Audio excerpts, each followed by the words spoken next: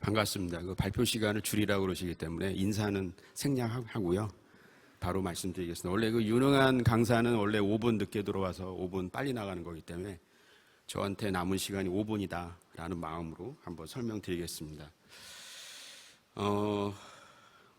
저희는 잘 아시는 것처럼 제빵 업체고요. 근데 오늘 이 자리가 어떻게 보면 좀 플라스틱의 입장에서는 되게 서운할 것 같아요.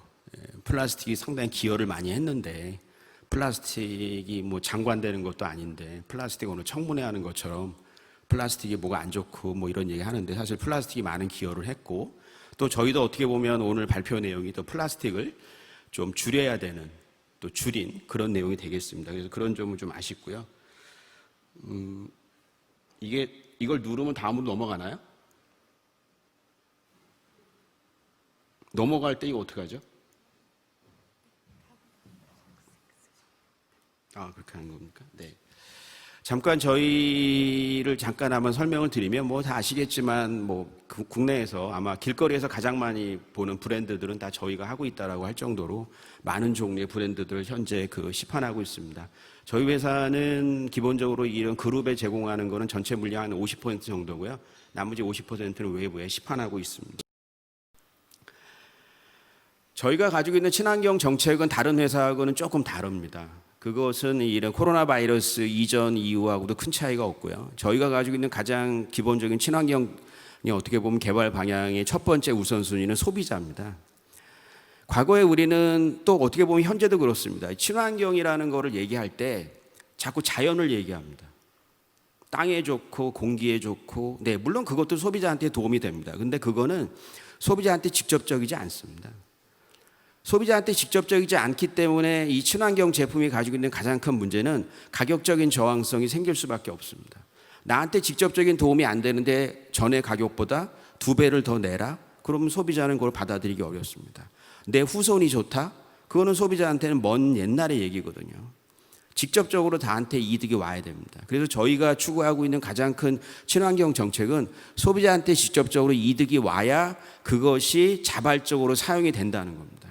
소비자한테 직접적으로 이익이 오지 않기 때문에 지금까지 우리나라 정책을 피는 걸 보면 죄다 강제로 하고 있죠. 이걸 써야 되고 안 쓰면 벌금을 부과하고 그게 왜냐하면 도움이 안 된다는 걸 말하고 있는 거예요. 소비자한테 도움이 안 되니까 강제적인 정책을 쓸 수밖에 없는 겁니다. 두 번째로는 저희는 정부의 친환경 정책을 두 번째로 따라 나가자. 그래서 3R 정책을 저희도 적극적으로 따라서 진행하고 있습니다. 이번에 코로나 바이러스를 통해서 여러분들이 얻으신 교훈이 있죠. 그건 뭐냐면 소비자들은 자신의 건강, 가족의 건강에 절대적으로 예민하다는 겁니다. 그 어떤 것보다도 예민하게 다가오고 있죠. 결국은 이 친환경이라고 하는 포장재에서도 가장 중요한 걸 저희는 안전이라고 보는 거죠. 이 안전이라고 하는 것이 매우 매우 중요하다라고 하는 것을 저는 포인트로 잡고서 진행한다라는 말씀을 드리겠습니다. 지금 보면 이 포장재하고 사실 관련 없는 주제죠.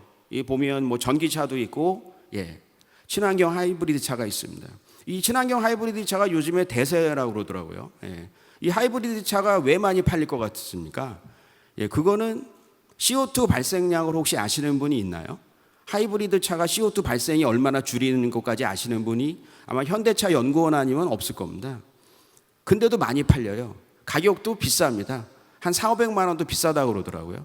그렇게 비싼데 팔리는 이유는 딱 하나입니다. 연비가 좋아서 그래요. 나한테 이득이 있으니까 사는 거예요. 나한테 이득이 있어서 샀는데 알고 나서 보니까 친환경이래요. 그러니까 기분이 더 좋죠. 만약에 이 하이브리드 차가요, 지금 현재 가격대로 팔면서 연비는 똑같고 CO2가 줄인다라고 해보십시오. 여기 계신 분들 중에 사실 분 아무도 없어요. 아마 환경부 장관 청문회 나가시는 분 있으면 청문회 나가시기 전에 사시겠죠. 아무도 안 삽니다. 근데 우리는 지금 보면 이런 친환경 포장재를 개발할 때 보면 제가 지금 말씀드린 우스운 얘기 같잖아요. 연비 개선은 하나도 안 되는데 CO2를 줄이니까 가격이 올랐는데 하이브리드 차 사세요라고 하는 포장재들을 많이 개발하고 계시다. 근데 어느 소비자가 그걸 사요? 그러면서 자꾸 소비자한테 먼 훗날 좋다. 미래에 좋다. 이런 얘기들을 하신다 이거죠. 그런 것들은 지속적일 수가 없습니다. 그건 소비자의 이기적인 것이 아니라 너무나 당연하다 이거죠. 우리나라 소비자는 어떻게 보면 준비가 되어 있어요. 어떤 준비가 되어 있냐면 어떤 분이 그러시더라고요. 우리나라 소비자는 가격에 대한 민감성이 너무 크다고. 저는 반대로 말씀드립니다. 우리나라 소비자처럼 가격에 대해서 열린 마음을 갖고 있는 소비자들이 없어요. 단 전제 조건이 있습니다. 그 전제 조건은 뭐냐면 나한테 이득이 와야 돼요. 나한테 이득이 오면 여지없이 지갑을 엽니다. 굳이 말씀 안 드려도 세계에서 명품 가방이 제일 잘 팔리고 그런 게 무엇을 말하겠어요. 나한테 도움이 되면 지갑을 열어요. 근데 나한테 도움이 안 되면 지독하게 지갑을 열지 않는 특성을 갖고 있어요. 주스 두 가지가 있습니다. 왼쪽의 주스 여러분이 어렸을 때 많이 아마 드셨을 거예요. 예. 이 주스의 특징은 굉장히 저장 기간이 길어요. 그리고 빛에 노출이 돼도 얘는 색깔도 안 변해요. 정말 오랫동안 두고 먹을 수 있고 가격도 저렴합니다. 옛날에 이런 주스를 우리가 드셨었죠. 근데 문제는 이런 주스가 어떤 상태라는 걸 소비자들이 알게 된 거죠. 이 주스는 가공할 때 색소를 많이 넣게 되고 가열하는 과정에서 유해한 성분들은 다 파괴된다는 걸 이제 알게 된 거예요. 소비자가 깨이게 된 거예요. 그러니까 이런 주스를 잘 안 드십니다. 이런 주스는 소비자들이 피하게 되죠. 오른쪽에 나와 있는 주스는 원래 다른 주스를 제가 예를 들려다가 제 다음에 풀무원이 나오신다고 그래갖고 풀무원 예를 들어놨는데, 이 보시면 요즘에 이런 주스를 드세요. 착즙 주스. 비싸요. 저장기간 짧아요. 소비자가 저장기간 짧은 걸 다 수용합니다. 왜요? 몸에 좋거든요. 살아있거든요. 그러니까 이걸 드십니다. 근데 특징이 뭐죠? 비싸요. 비싼데도 드세요. 그래서 저희한테 어떤 포장 소재를 가지고 오신 분들 중에 먼저 들어오실 때 그러시더라고요. 저희 건 다 좋은데 비싸요. 그러면 저는 그분 말씀이 틀렸다고 생각해요. 다 좋은데 비쌀 수가 없죠. 다 좋으면 정상적인 가격인 거죠. 그 높은 가격이. 좋지 않으니까 비싸다고 얘기하시는 거예요. 저는 그렇게 받아들여요. 좋지 않으니까 비싸다고 얘기하죠. 그래서 우리나라 소비자들은 이미 오픈돼 있어요.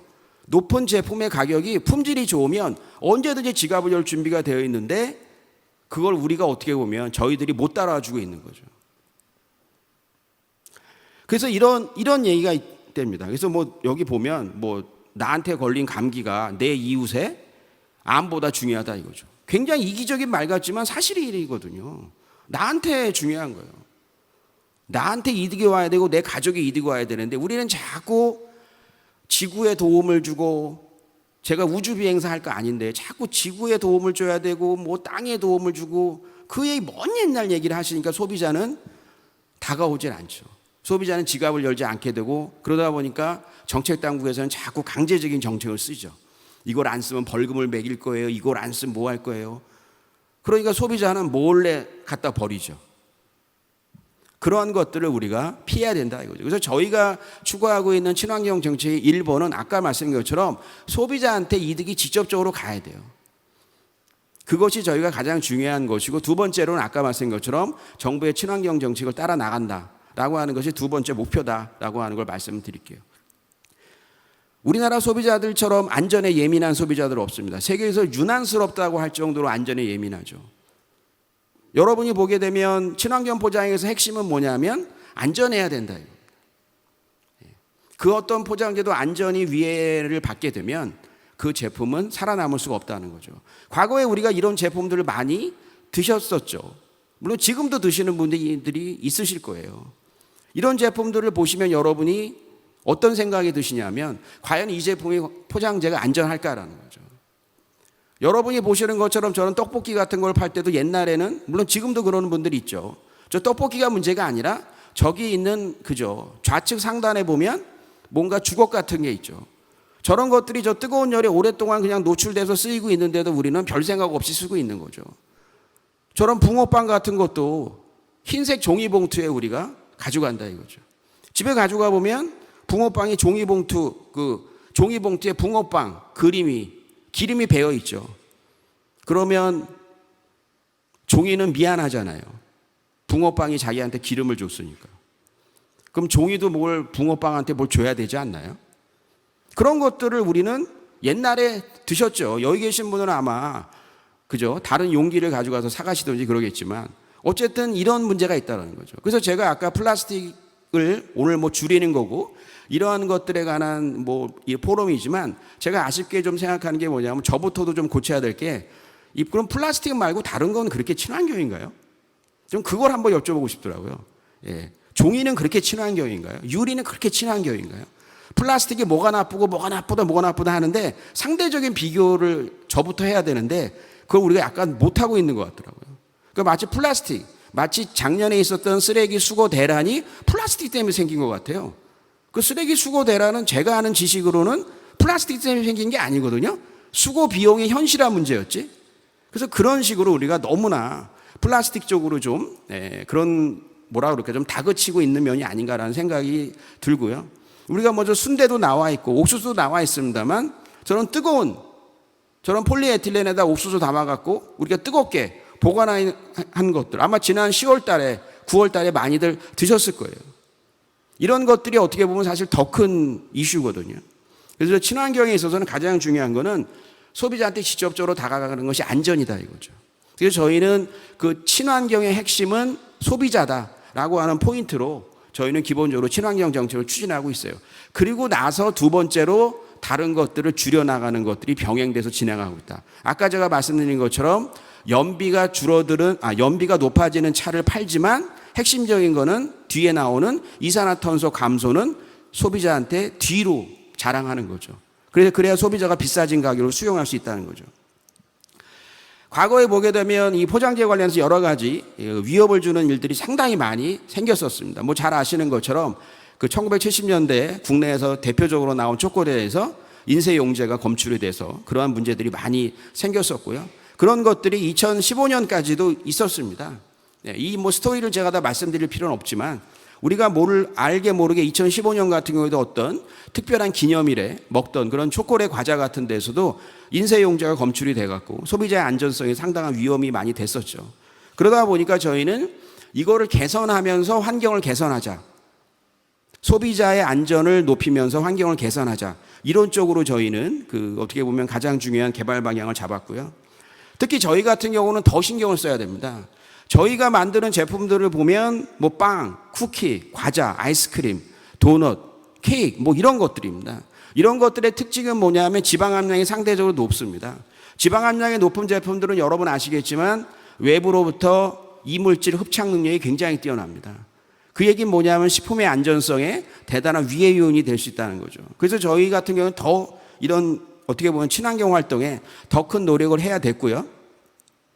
그래서 저희가 한 40개월 정도 연구한 것의 가장 핵심적인 내용 중에 하나가 여기 목적도 나와 있고 성과도 나와 있습니다만 가장 중요한 건 우리 인쇄할 때 쓰는 용제 중에 유해한 것들을 많이 씁니다. 여러분이 아시는 것처럼 톨루엔이랄까 MEK랄까 에틸아세틸 이런 것들을 많이 쓰고 있고 그런 것들 때문에 아까 말씀드린 것처럼 최근에까지 초콜릿에서 그런 이치가 발생하는 안 좋은 냄새가 발생하는 문제가 생겼거든요. 그러다 보니까 그런 것들을 개선하자라고 하는 것이 목적이었어요. 그래서 말씀드린 것처럼 제1의 목적은 식품을 안전하게 소비자한테 제공할 수 있는 포장재를 만들자라고 하는 것이 가장 큰 목표였죠. 근데 그 와중에서 어떤 목표를 달성했냐면 거기 사용하는 인쇄 용제의 양을 줄이자라는 걸 달성했어요. 그래서 기존보다 한 13% 이상을 줄였습니다. 결국은 무슨 말씀이냐 하면 소비자한테 안전한 포장재를 제공함과 동시에 사용하는 인쇄의 양을 줄임으로써 친환경이라고 하는 것을 두 번째 항목으로 넣어서 진행한다는 거죠. 결국은 그렇게 되면 소비자들은 따라올 수밖에 없거든요. 왜냐하면 나한테 이득이 오니까요. 그래서 보시는 것처럼 개발전과 개발호가 있습니다만 여기 보시는 것 중에 한 가지 꼭 말씀드리고 싶은 거는 인쇄 품질은 동일하거든요. 인쇄 품질은 동일하고 있고 저희 회사 같은 경우는 100% 개발 후의 방법을 쓰고 있어요. 그래서 톨루엔이랄까 MEK랄까 이런 물질 자체를 사용하지 않습니다. 그런 물질을 사용하지 않고 지금 보시는 것처럼 동일한 인쇄 품질. 지금 아마 여러분들이 그 시중에서 드시는 그런 저희 회사 제품 같은 경우에 거의 다, 모든 제품이 다 이런 인쇄 방법을 사용하고 있는 그런 현재 상황이고요. 또 중요한 거는 밑에 항목 나온 거 보시게 되면 대기에 발생되는 환경 유해 물질 이런 것들을 거의 60% 이상 감소시켰어요. 그리고 잉크 사용량도 13%를 줄이게 되고요. 결국은 아까 말씀드린 것처럼 제품을 안전하게 만들면서도 친환경적인 이런 면들을 달성하겠다라는 거죠. 그래서 이런 것들이 홍보가 되어야지 제품의 매출액이나 이런 것들이 상당히 증가한다는 것을 뭐 사실 이 자리에서 뭐 저희 회사가 얼마나 매출이 잘 돼요 이런 얘기 하기는 좀 멋쩍지만, 저희가 지금 남들은 코로나 때문에 어렵다고 하지만 저희는 지금 24시간 공장을 돌리거든요. 네, 기계를 정비할 시간도 없을 정도로 24시간 돌리는 이유 중에 한 가지가 이렇게 친환경화된 것이 소비자들한테 많은 어필을 받고 있다고 저희는 자부하고 있습니다. 그래서 결국은 이런 부분에 관한 노력이 매우 필요하다라는 말씀, 뒤에도 제가 또 설명을 하나 드리겠습니다만, 이 친환경 소재를 가지고 이렇게 방문하시는 분들 중에 가장 많은 비중이 소비자를 생각지 않으세요. 두 번째, 내용물을 생각하지 않으세요. 맨날 자연만 생각하신다 이거죠. 그러면 그 제품을 자연에다 팔으실 건가 제가 질문 드리고 싶은 거예요. 나무에다 팔을 거 아니잖아요. 땅에다 팔 거 아니잖아요. 소비자한테 팔으실 거면 소비자가 원하는 쪽으로 해야 되거든요. 그런 상태에서 가격이 거의 50% 상승했다. 그러면 어느 소비자가 그걸 씁니까? 그건 소비자한테 민폐를 끼치는 거죠. 친환경 활동이 아니라 민폐를 끼치는 활동이다. 그래서 소비자한테 도움을 줄 수 있는 그런 좀 포장재가 좀 나왔으면 하는 바람으로 오늘 말씀을 드린 거고요. 저희가 이제 그런 것들을 통해서 저희는 이제 완전히 모든 거를 다 이 정부로부터 인정받은 녹색 전문 기업 기술을 가지고 모든 인쇄 작업을 100% 진행합니다. 네, 그래서 이런 것들을 저희가 받게 되고요. 또 이제 국내 식품업체로는 처음으로, 이 포장업체로는 처음이죠. 포장업체로는 할랄 인증을 저희가 받았습니다. 유해 물질을 전혀 사용하지 않기 때문에. 그래서 저희가 이제 중동 시장이니까 동남아시아 시장 진출할 수 있는 어떻게 보면 교두보를 확보한 거죠. 그리고 그거를 가지고 뭐 여러 가지 뭐 상들을 저희가 이제 받은 거고요. 그 다음에 두 번째로 제가 말씀드리고 싶은 거는 뭐냐면, 시간이 몇 분 정도 있습니까? 이미 5분 지났습니다. 아, 5분 지났습니까? 아, 5분밖에 안 지났군요. 아, 그러면 저희가 두 번째로 말씀드리고 싶은 거는, 이 코로나 바이러스 이후로 이 쓰레기, 플라스틱 쓰레기 양이 엄청나게 늘었습니다. 그런데 이 플라스틱 쓰레기 양이 엄청나게 줄었을 때 저희가 듣는 말 중에 하나가 생분해를 쓰겠다. 그러니까 뭐 바이오데그레이더블을 쓰든지 바이오 베이스를 쓰겠다라는 말씀을 참 많이 들어요. 근데 사실은 특히 생분해 같은 경우는 우리나라 특성에 맞는지를 제가 잘 모르겠더라고요. 우리나라 같이 매립을 하지 않는 나라에서는 상당히 그런 것들이 어려운 상황인데, 그런 문제점들을 극복하기 위해서 저희가 생각한 것이 뭐냐면, 이 플라스틱 관련해서는 아까 제가 인쇄 관련한 말씀을 드렸는데, 이 플라스틱 관련해서는 핵심적인 건 뭐냐면 환경부 정책을 따라가자라는 거죠. 이 환경부 정책을 따라가자는 것 중에 저희가 특별히 했던 것은, 다시 쓰는 것은 우리나라에서 쉽지 않겠다라는 생각을 했어요. 왜냐하면 다시 쓴다는 것은 그 용기를 한 번 더 닦아서 쓰는 건데, 과연 우리나라 코로나 시대에 소비자들이 그거를 받아들일까라는 거죠. 그거는 받아들이기 어렵다고 저희는 봤습니다. 그래서 저희가 한 거는 뭐냐면, 제일 중요한 건 줄이자라는 거죠. 그 다음에 다시 조각이 남은 거는 다시 쓰자라는 거예요. 이런 방향을 갖고 저희는 진행을 했죠. 그래서 가장 중요한 것이 줄이자. 물론 줄이자는 뒤에 나옵니다만, 리사이클부터 저희는 진행했어요. 그래서 여러분 아시겠지만 이 플라스틱 이 용기를 만들다 보면, 필름을 만들다 보면 여러 가지 조각들이 나옵니다. 한번 썼던 것이 아니고 제조 공정 중에서 여러 가지 조각들이 나오거든요. 그런 조각들을 저희는 적극적으로 활용을 했죠. 그런 조각들을 적극적으로 활용해서 저희는 여러 가지 성과를 기록했습니다. 그래서 저희는 금년에 이 자원수완 선도기업으로서요 대통령상을 수상했고요. 그래서 저희는 이런 리사이클이라고 하는 것이 앞으로 실질적인 친환경 활동을 하는 데 있어서 매우 중요한 내용이다, 이렇게 설명을 드릴 수가 있겠다라는 거고요. 일단 가장 중요한 거는 좀 현실감의 바탕을 둔 그런 친환경 활동을 진행하는 것이 목표고요. 두 번째로는 저희는 줄여나가는 작업을 진행합니다. 줄여나가는 작업 중에 하나가 저희는 포장재 두께를 줄였습니다. 사실은 이 포장을 하지 않으시는 분은 포장재 두께를 줄이는 게 뭐 그렇게 어려운 일이냐 그러시죠. 그냥 두께를 줄이면 되지. 저희가 식빵 포장재 두께가 과거에 40마이크로미터였습니다. 근데 이거를 저희가 줄이기로 마음을 먹었죠. 이 사실을 줄인다고 하는 것은 저희의 입장에서는 도전입니다. 왜냐하면 저희 매출액이 줄거든요. 두께가 줄어드는 만큼 3분의 1만큼 매출액이 줄어들어요. 그러니까 상당히 어려움이 있죠. 그리고 두 번째는 뭐냐면 이 내용물이 저장성이 그대로 유지되느냐는. 그러다 보니까 저희가 상당히 많은 시행착오를 거쳤지만 안정화가 됐죠. 그래서 저희는 두께를 40에서 30으로 줄이는 노력을 했습니다. 결국은 이러한 노력들은 결국은 산출적으로 생각해보면 한 20% 이상의 플라스틱 사용량이 줄어든 거죠. 그리고 저희가 2020년에 식빵 판매량이 한 약 3,800만 개 정도 예상되고 있습니다.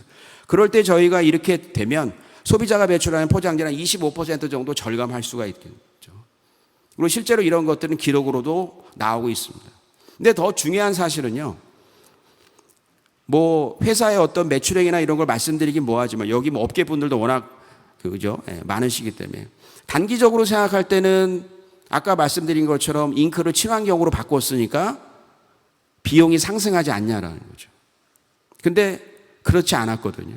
그 이유는 뭐냐면 그 과정에서 잉크 사용량을 줄이는 기술까지 함께 개발했기 때문에 소비자한테 제공하는 가격은 변함이 없습니다.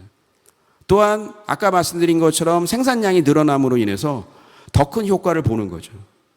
두 번째로 말씀드린 것처럼 포장재 두께를 줄인다고 하는 거.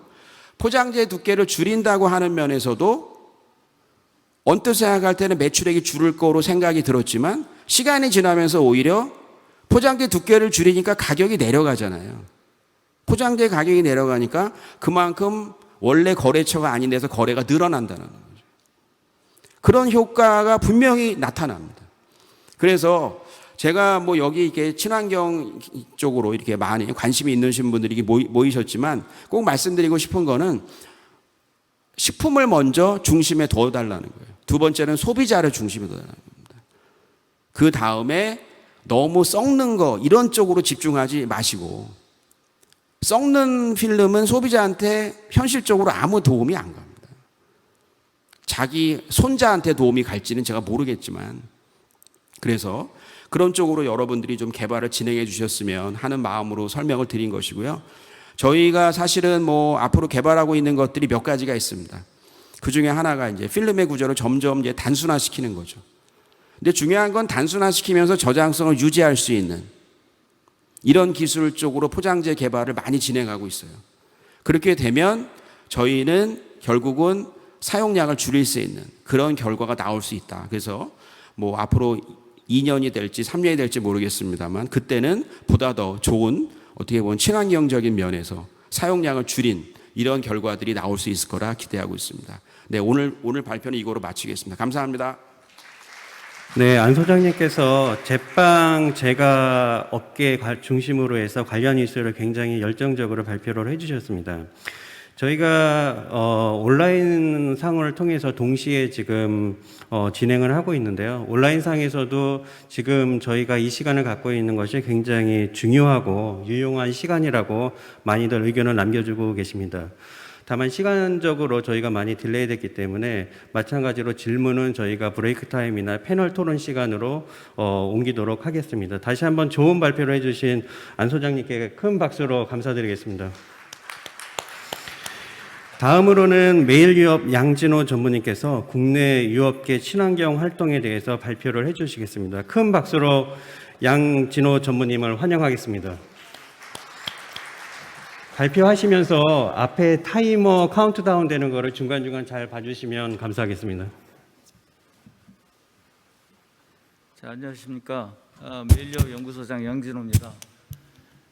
보통 식품회사 연구소장이 식품과학회나 이런 학회는 많이 와도 이렇게 포장학회에 와서 이렇게 스피커로서 하는 거는 그리 흔치는 않았는데 그 정도로 이제 친환경이 상당히 이제 중요한 것들을 이제 알 수가 있겠습니다. 그래서 저희는 이렇게 사례 중심으로 발표를 하도록 하겠습니다. 그래서 이제 국내 유업계에서 유업계들이 어떻게 친환경 활동으로 뭐 리듀스를 하든 리사이클을 하든 이런 부분들이 지금 환경부 정책이나 정부 정책에 따라서 어떻게 운영되고 있는지를 같이 보도록 하겠습니다.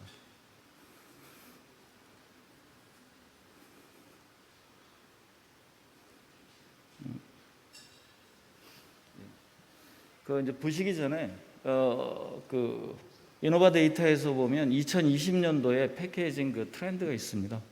그래서 이쪽에서 보면 친환경에 관련된 것들, 환경에 대한 지속성에 대한 용어를 패키지에 쓰는 것들이 이제 그 트렌드가 됐고, 그 다음에 이제 플라스틱 같은 경우는 풀리 리사이클 돼가지고 해야 되는 부분들이 이제 강조가 됐습니다.